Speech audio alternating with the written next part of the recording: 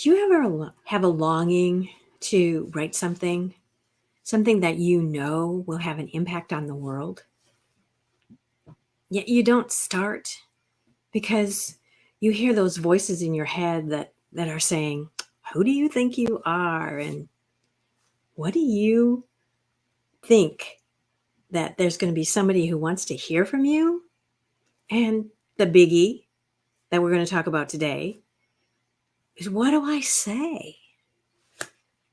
I'm Mary Knipple, the book mentor, and I help small business owners and entrepreneurs how to get their expertise out of their head and onto the page so that they can write the book that's going to grow their business. And I help those who know that there's something that they want to say to the world. They want to leave a legacy. And so I help them get their ideas out of their head and onto the page to write the memoir, write those pages that they're going to leave as the stories of something that has really made an impact on them, and they know that it'll have an impact on their family and those who are going to read it. And whether you know you have a specific writing project that you're working on right now, or there's something that you've been playing with and you can't figure out, well, how do I put this together? We're going to talk about that today. It may be a book. It may be that there's something for the business that you want to be writing. And it may be that it's just not coming together. So my intention is that you're going to get some ideas today. So you glean some insight into what you can say right now. Because it's critical that you know the story that has impacted you, that has molded you into who you are today. There's something that happened that changed your trajectory. In my case, it was, my second breast cancer experience, where I took notice that the message I'm receiving is, I can't wait to write my book. This is my dream. This is something that I felt I was put on this earth to do. But I kept thinking, oh, I don't know. Do I really have anything to say? And who would care? Well, that breast cancer experience was my wake-up call to, you can't wait any longer to write your story. And that's how I became a catalyst to help others write their stories. And in the end, then you will, when you identify the story that is your catalyst, that will help you to create the content that will motivate your reader to lean in, to know, like, and trust you, and to recognize that you are somebody they want to read and they need to know. I'm going to offer you a variety of suggestions here, and some of them you may think, what's she talking about? And some of them, oh yeah, that makes sense. And some of them is like, no, not in my lifetime. And others, you might be, well, I could consider that and just tweak it for myself. And others are just like, she's crazy and I'm not going to do that. So I accept all of those reactions, because you have to find what's going to work for you. But the suggestions that I'm going to make are some that I have used and other mentors of mine have suggested, and they work for them. So it's all about you getting confident and comfortable with the story that you are here to tell, and sharing it so that who needs to find you can know, just know that you are who they are looking for. You have the solution, you understand them, and wow, I'm so glad that you shared this information so that I could find you. So let's get to it. Number one, be yourself. Just like we have a speaking voice, that's our style. We also have a writing style. So don't try to imitate somebody else if they're not in your mannerisms, if they don't use the language that you use, if if it doesn't sound like you, then how is your reader going to get to know you and like and trust you? So make sure that you keep that in mind when you're commenting on cyberspace, when you're posting something, when you're writing that article for your blog, when you're writing the white paper that you're going to share on your website. Keep that in mind when you're noodling with the idea for your book. You know, make sure that it sounds like you. And number two, when you're trying to figure out, well, what do I say? Make sure that it has value. Make sure that you are inspiring people. Make sure that you might be informing people. You might be um, getting getting them to try something different. Maybe you just want to give them some hope. Give them a laugh, but share something that helps helps them understand who you are and where you are in your life. Maybe you're sharing about something that happened while you were moving from one house to another, or from cross country, or changing jobs, or now that you're an empty nester, the things that you have to adjust to, like setting the dinner table for two people instead of the gaggle of six kids, or whatever that is relevant to you. It's just you're talking about your life.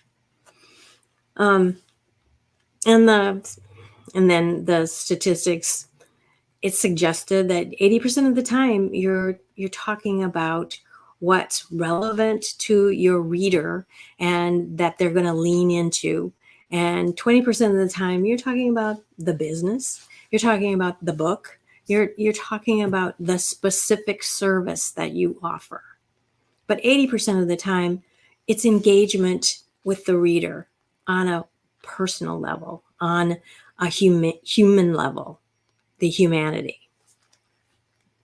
And number three, be visible regularly, not sporadically. It was like, oh yeah, I want to tell you about this big sale that I'm going to have.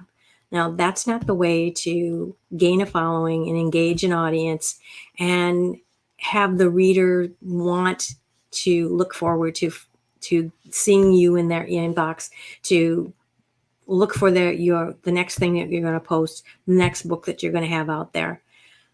You want to be consistent, whether it's once a day, once a week, not big missives once a month. If it's a blog, 500 to 1,000 words, so that it's digestible. And now we're specific. Now we're going to talk about, what do I share? Where are those specific things that you were promising I was gonna learn about? Okay, here's my list. Every month, you could be talking about celebrating some big monthly designation.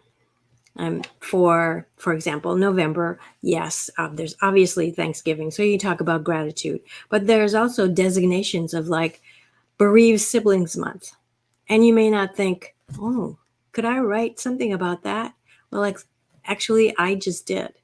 I wrote about my funeral story, which was when my nieces and nephew came to me to write the eulogy for my older brother.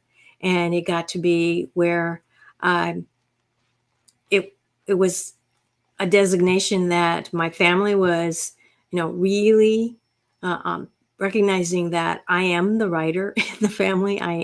And that I also was the speaker. It was the first time I was really out in a bigger group than the women's clubs that I had been participating as a speaker, and where I knew my subject matter.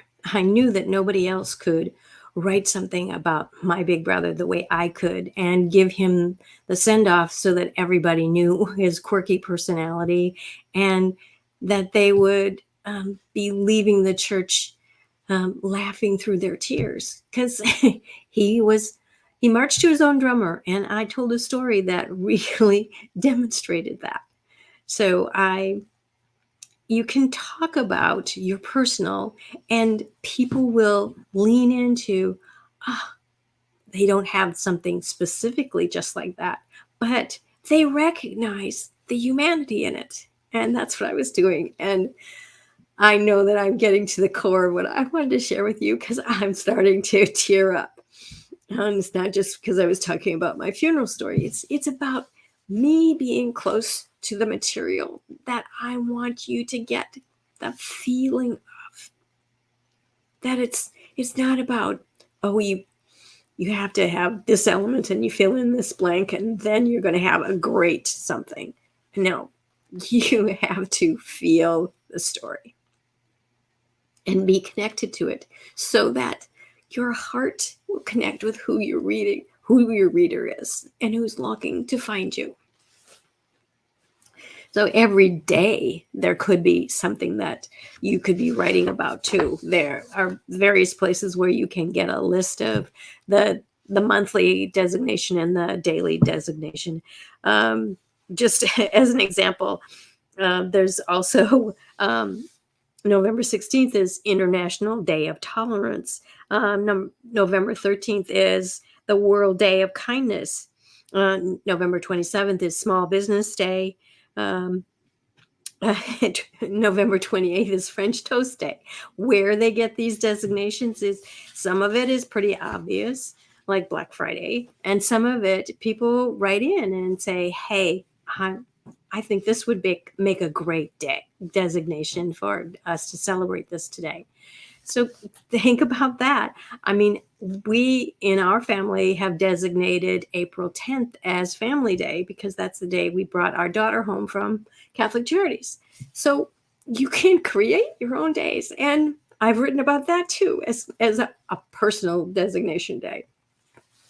So it's another way that you talk about your personal and you connect it with the universal story. I mean, another way that I've talked about the universal story and my personal story is October.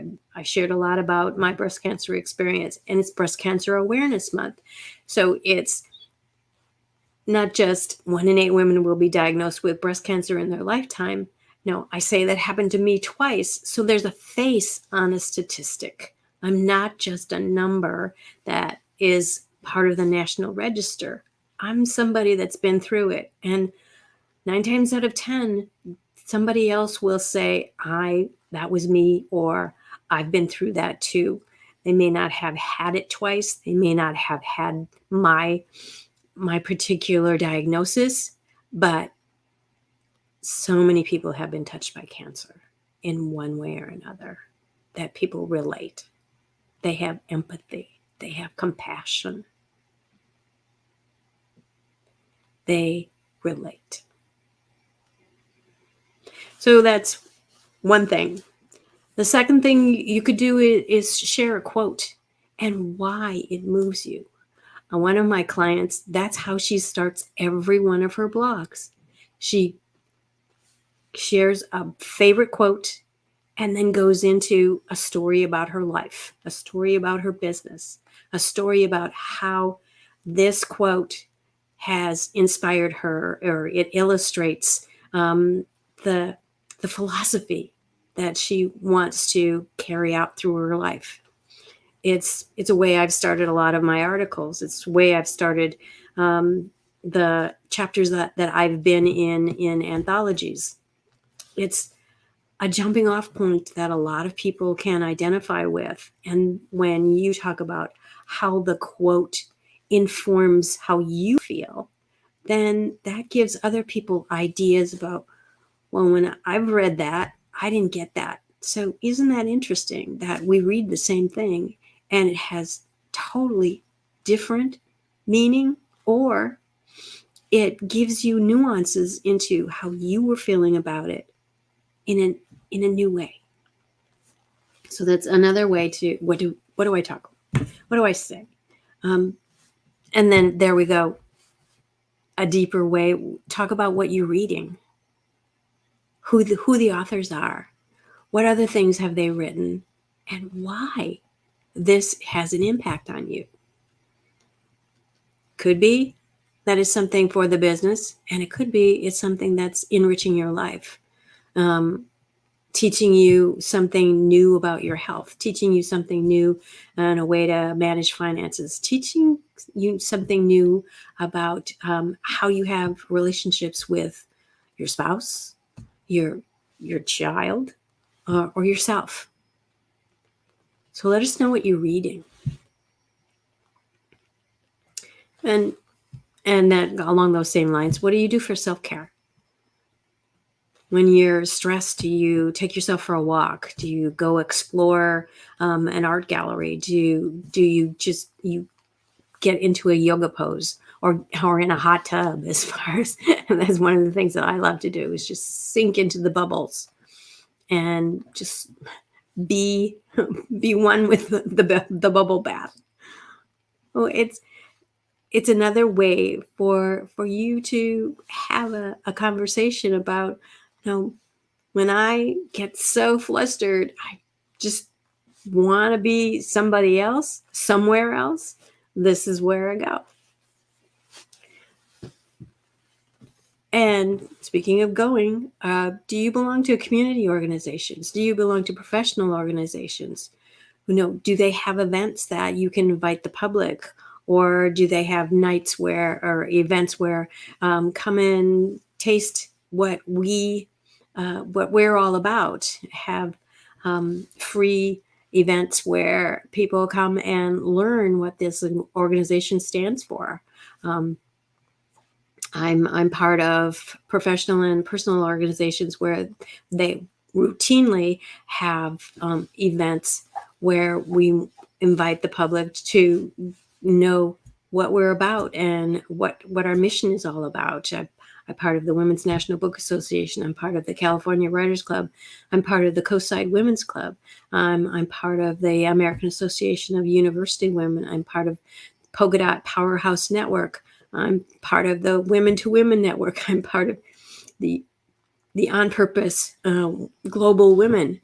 And because I'm part of diverse organizations, I get to meet incredible women, and we we have something in common as far as what our mission is in life: to have an impact and to show up, to inspire and inform, and we do it in our own way. And it's so incredibly fascinating to learn how we got to be who we are.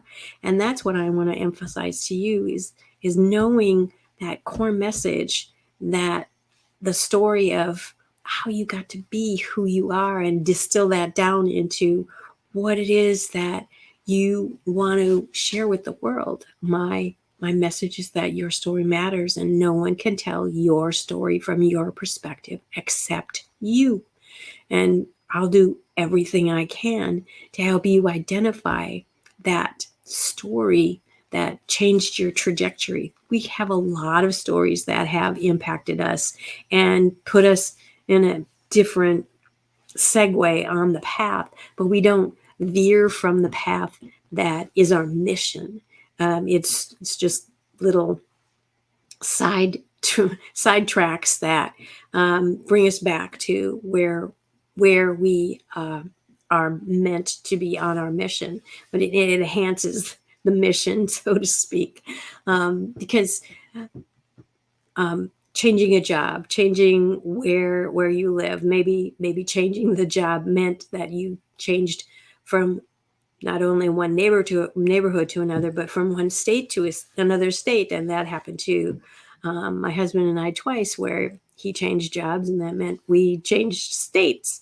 And it gave me an opportunity to step into being more of me and opening up to um, different volunteering opportunities, and stepping into leadership, and saying yes to opportunities to be the writer and be the speaker and be a leader and make a difference in the community, and as a result made a difference in me.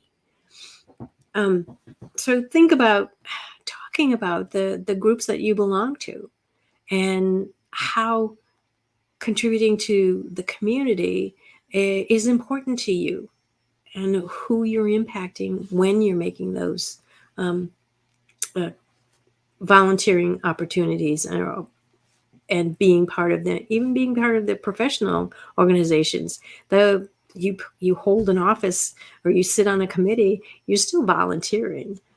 You're not being paid to be part of the professional organization. In fact, you probably pay dues to be part of those organizations, but it's a two-way street. You're learning while you're part of the organization. You're making connections and friendships, and having influence there, and being influenced by.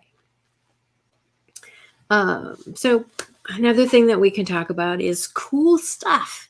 If you're the person who's the go-to about the latest gadget, then talk about that. I mean, you don't have to be an affiliate. Sometimes people are affiliates when they talk about those things, but just sharing about, oh, I found this, and this could be really useful if you're always trying to prop up your phone to do um, uh, take video when you're out and about. Here's the greatest iPod I just found. Or talk about hiking socks, for those enthusiasts that love to go on those long hikes. Or he found this great little getaway, or this great little restaurant hole in a wall that has the absolute best of whatever the kind of food that you love to have. Or a coffee place or a tea place that has um, little tucked away tables that you can sit down and bring your journal and get lost for a couple of hours. So share those kinds of things. Give um, give away ideas about, this is how I'm spending time, and this is a cool new thing that I found. Of course, you're going to talk about the story of how you got to be starting this business, be in this business industry, and what that means to you. There's a story that maybe started in your childhood. Think about something that you love to do as a kid, and where it relates to where you are in your business right now. Or maybe it's not. One of my clients um, was we were redoing her bio, her About Me page on her website, and I asked her about the first time first job she had, the first time somebody paid her. And she went into, oh, I worked for this company, and I earned these awards. And I said, let's go a little farther back. The first time someone paid you. And she said, I was 10. I was like, okay, more. What did you do? I babysat. Okay, 10. And you babysat. How old was the child? It was a newborn. I'm a mom. I would have a hard time letting my 10-year-old take care of a newborn, or leaving my newborn with a 10-year-old. And I said, how did your neighbor know that she could trust you with a newborn? And she said, of course, she saw me with my handicapped brother. Okay, details, people, details. We have to have details. Put your reader in the story. So I said, your neighbor saw you with your handicapped brother. Okay, that makes more sense. and we were at a networking group meeting where they were doing a panel, and she was on the panel, and they were to introduce themselves and tell something that not a lot of people know about them. And I said, here's a perfect opportunity for you to talk about your first job. And she goes, I'm not going to do that. We're all professional here. I said, I realize that, but they invited you to tell a story about something that we don't know about you. And I think I'm the only person in this room that knows about the babysitting story. She goes, I don't think so. So I was convinced that she wasn't going to share it, but she did. And afterwards, she came up to me and said, did you see how people leaned in when I talked about the babysitting story? And then I had such different reaction from people afterwards, people who never came up and talked to me before. This was a gal who was warm and personable, but she was also very professional and somewhat unapproachable to some people. But that babysitting story made her more approachable. And the business that she's in is sales. So she's been in sales her entire life. And that story illustrates how good she is. She has won a lot of awards. And she won the respect and the acceptance of an adult as a 10-year-old to take care of a newborn.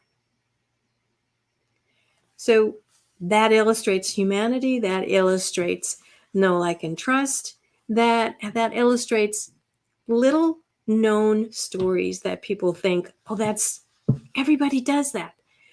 And you dismiss it. But everybody doesn't do it.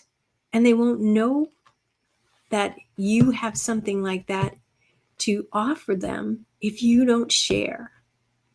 And that's the kind of story that I help you discover, because I have a knack for helping you go deeper with the things that you've just dismissed. What else do we want to talk about? You ask a question. It could be something like, where if it's June and it's dairy month, do you prefer chocolate to vanilla? Something like that. Or what do you love to do on a summer day? Or it's fall. Where are you going to watch the leaves fall? Ask a question. Maybe it's about your industry indirectly, but maybe not. Maybe it's just asking a question because it's something you're curious about.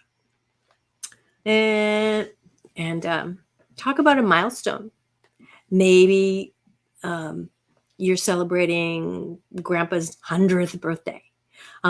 Maybe you ran a marathon. Maybe you finally put the last pieces together to have your backyard landscaped to your plan, because you've always been this secret horticulturalist, and you wanted to have a labyrinth in your backyard, and you laid out all of the plants in the specific pattern. So talk about something that has meaning for you. Give praise to colleagues and ask for referrals. That, I know, that is industry, but it's not you selling something. It's being a team player, whatever industry it is, and asking for, who do you know that could help you with something, could help someone in your family, or help another colleague. In the same vein, you could debunk a myth in your industry that everybody thinks XYZ. However, these statistics, this report, this industry standard this new report out of Washington, this university study. I worked for the child development study at the University of Minnesota, and one thing that came out of that was that women who smoked had smaller birth rate babies. So it's you being an authority in your industry and helping people understand what it is that is popular, the belief, but here's why it's not not the reality. Another thing is share a best practice list. There's standards in your company, in industry wide, and this is just the way we do business here, and just thought I'd share that with you. Just thought I'd let you know, kind of thing. So we've been talking about, what do I say if I'm not talking about the business all the time, if I'm not talking about the book all the time. You're building a relationship with the reader.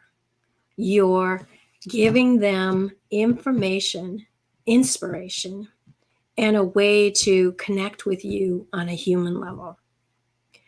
If you'd like to have the list that I just went through, you can DM me and I will email you the list, or I can put the list in on my Facebook page, on my business page. If you're watching this on the replay, just hit replay and DM me about the list. And if you'd like to know when the next free training is going to be and what our subject is going to be, DM me with your email so that I can add you to the reminder of, hey, we're going to be coming to you and answering your questions. Thank you for joining me today. I'm Mary Knipple, the book mentor. And remember, your story matters, and no one can tell your story from your perspective except you. And if you'd like to know more about your story, book a free strategy call with me. Go to yourwritingmentor.com/author strategy call, and we'll take a deep dive into the story that changed your life. Mary Knipple, the book mentor.